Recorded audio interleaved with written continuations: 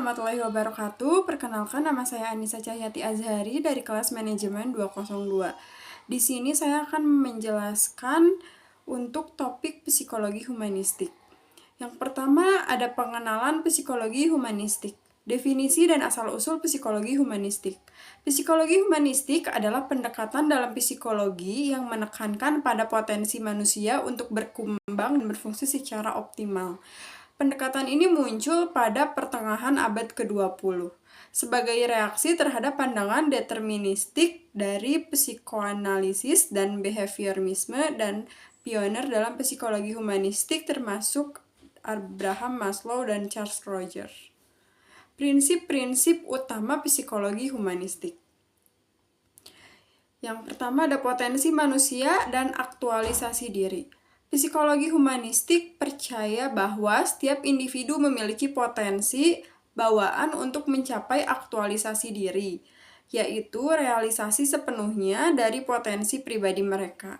Abraham Maslow menggambarkan aktualisasi diri sebagai puncak dari hierarki kebutuhan manusia. Yang kedua, ada fokus pada pengalaman subjektif. Pendekatan humanistik menekankan pentingnya pengalaman subjektif individu. Setiap orang dipandang unik, dan pengalaman mereka dipahami sebagai kunci untuk mengerti perilaku dan kondisi mental mereka. Yang ketiga ada kebebasan dan tanggung jawab. Psikologi humanistik menganggap manusia sebagai makhluk yang memiliki kebebasan untuk membuat pilihan dan bertanggung jawab atas pilihan-pilihan tersebut. Ini berbeda dengan pandangan deterministik yang menyatakan bahwa perilaku manusia sepenuhnya dikendalikan oleh faktor eksternal atau internal tertentu.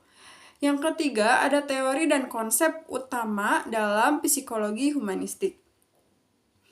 Ada teori hierarki kebutuhan Abraham Maslow. Maslow mengembangkan teori hierarki kebutuhan yang menggambarkan 5 tingkatan kebutuhan manusia, dari kebutuhan fisiologis dasar hingga kebutuhan aktualisasi diri. Tingkat tersebut adalah yang pertama kebutuhan fisiologis seperti makanan, air, dan tempat tinggal. Dan yang kedua ada kebutuhan keamanan seperti keamanan fisik, stabilitas ekonomi. Yang ketiga ada kebutuhan sosial seperti cinta, rasa memiliki, dan hubungan. Yang keempat ada kebutuhan penghargaan seperti penghargaan diri, pengakuan dari orang-orang lain. Dan yang terakhir, yang kelima, ada aktualisasi diri, pencapaian potensi penuh, kreativitas, dan pemenuhan diri. Selanjutnya ada teori terapi berpusat dari klien Carl Rogers.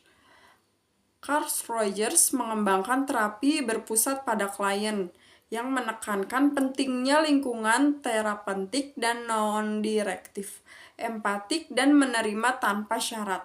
Rogers percaya bahwa dengan memberikan dukungan emosional dan empati, klien akan mampu menemukan solusi mereka sendiri untuk masalah mereka. Yang keempat, ada penerapan psikologi humanistik dalam kehidupan sehari-hari. Yang pertama, ada pengembangan diri dan pertumbuhan pribadi. Yang kedua, ada pendidikan dan pembelajaran. Yang ketiga, ada terapi dan konseling. Untuk yang pertama dulu kita akan bahas pengembangan diri dan pertumbuhan pribadi. Prinsip-prinsip psikologi humanistik dapat diterapkan dalam pengembangan diri dan pertumbuhan pribadi. Fokus pada potensi individu dan aktualisasi diri dapat membantu orang untuk mencapai tujuan mereka dan meningkatkan kualitas hidup mereka. Selanjutnya, pendidikan dan pembelajaran. Dalam pendidikan, pendekatan humanistik menekankan pentingnya menghargai kebutuhan dan potensi siswa.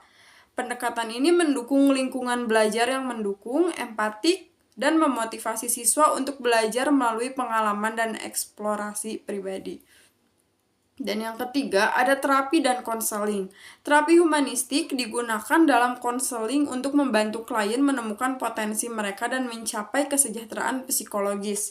Terapi berpusat pada klien, misalnya menciptakan lingkungan di mana klien merasa diterima dan didukung dalam perjalanan mereka menuju penyelesaian masalah dan pertumbuhan pribadi.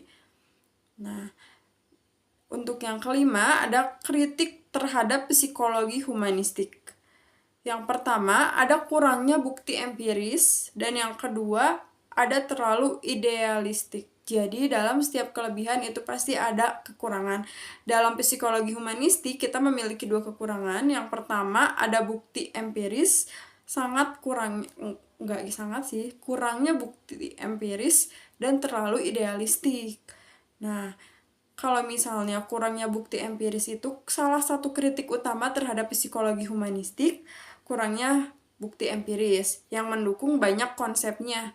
Metode penelitian yang digunakan dalam psikologi humanistik seringkali bersifat kualitatif dan subjektif, yang membuat validasi ilmiah menjadi sulit. Itu untuk kekurangan dari psikologi humanistik.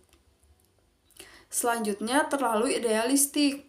Beberapa kritikus berpendapat bahwa psikologi humanistik terlalu idealistik dalam pandangan mereka sebagai potensi manusia. Mereka menganggap bahwa pendekatan ini mengabaikan realitas sosial dan ekonomi yang dapat membatasi kemampuan individu untuk mencapai aktualisasi. Jadi terlalu idealistik juga tidak baik kalau menurut pandangan potensi manusia, karena menganggap pendekatan ini tidak realistis di bidang sosial dan ekonominya. Jadi kayak bikin batasan gitu kalau misalnya terlalu idealistik juga. Nah, untuk kesimpulan semuanya, ada ringkasan dan relevansi. Psikologi humanistik menawarkan pandangan yang optimis tentang potensi manusia dan menekankan pentingnya pengalaman subjektif, kebebasan, dan tanggung jawab. Meskipun mendapatkan kritik, pendekatan ini tetap relevan kok dalam konteks pengembangan diri, pendidikan, dan terapi.